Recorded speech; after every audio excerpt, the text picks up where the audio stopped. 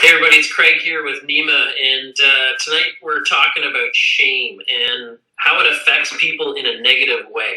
You know, shame can literally cause people to pull away from social settings. It can cause them to retreat inside themselves, become silent and depressed. It can fill them with grief and with sorrow. So Nima, tell us a little bit about how people can deal with shame. It is extremely an interesting subject to me because working with people one-on-one to help them with stress and finding root causes. One of the things that people come to me for and they're asking is, how do I change this behavior? How do I stop procrastinating? How do I stop drinking? How do I stop this? And they're just looking at these behaviors. People, if you've ever gotten caught in the trap of trying to change a behavior, writing down what you're ashamed, like something that you hate about yourself. I drink too much. I overeat. I emotionally eat, and I want to stop doing that. People come to me to do that, and my first step to helping them get through it is to make them understand that the behavior that they don't like or that they did in the past is a behavior in response to a feeling. And the feeling is there for a reason. It's because of a belief that you had. So trying to change a behavior by not looking at the belief and the feelings that created it's a waste of time. It's a futile endeavor. So shame and guilt even, but shame is a very fundamental reason, is a driving force behind a lot of unconscious behavior. Cool. When it comes to things like addictions or things that maybe happened to people in the past, what would you say to that in terms of them resolving the shame associated with those events? It's exactly it.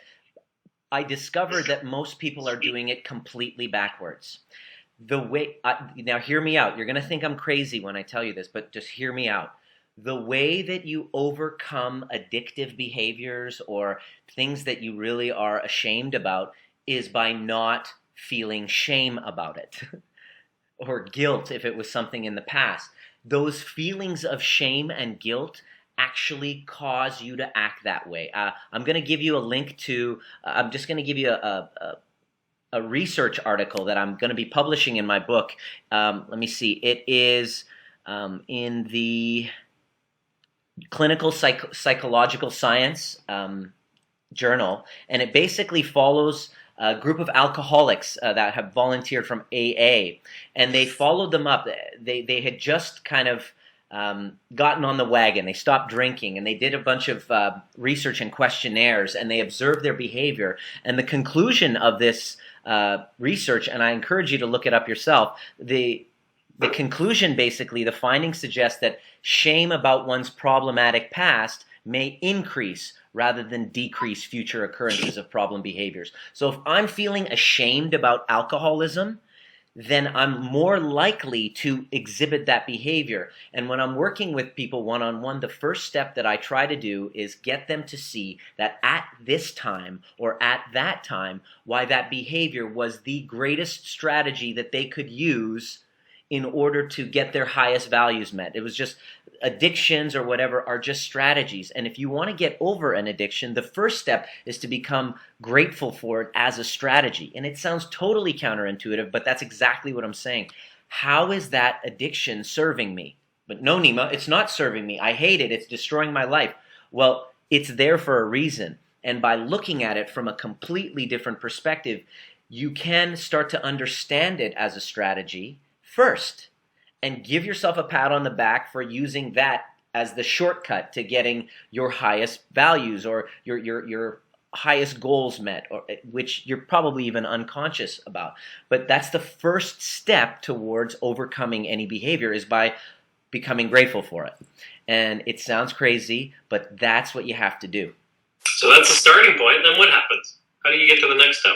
Well, what you do at the next step, basically, once you've become grateful for it, you realize that it was a strategy to really get your highest values met. So, for example, procrastination. I have people say, Nima, I need your help stopping procrastination. Okay, yeah, most places will try to shame you into procrastinating.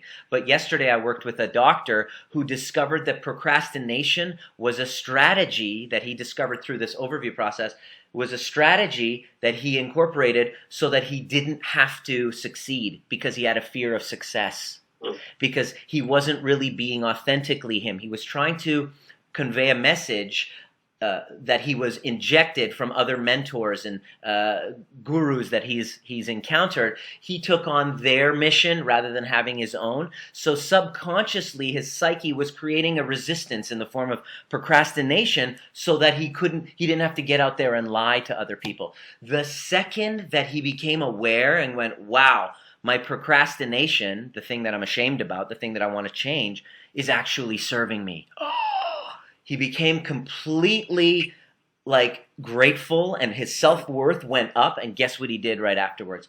He went and wrote an entire new talk based on this new awareness. He became inspired and motivated to go out and do the work that he was procrastinating. And it didn't happen by shaming him about the procrastination. It happened by him seeing how it was of value. So see how the behavior that you want to change is serving you, and that's the way that you transcend it. First.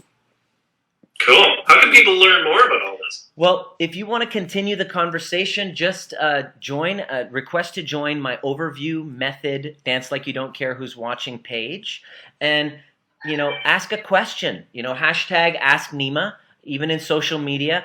I'd love to, continue this conversation with whatever stressful situation you're going through. There is a solution, because it's about finding the cause. And once you find the cause, shining the light of awareness on it, you can transform it. So I'll be in Ottawa. I'm traveling, check on the website. There's a link right at the end that you could see. If you want to participate, I do a Thursday night talk and then a Saturday overview when I teach you I walk you through it yourself so you can kind of self-inquire and not really be reliant on others or medication for your own emotional well-being. It's internally driven, so you can go out and do what you love to do.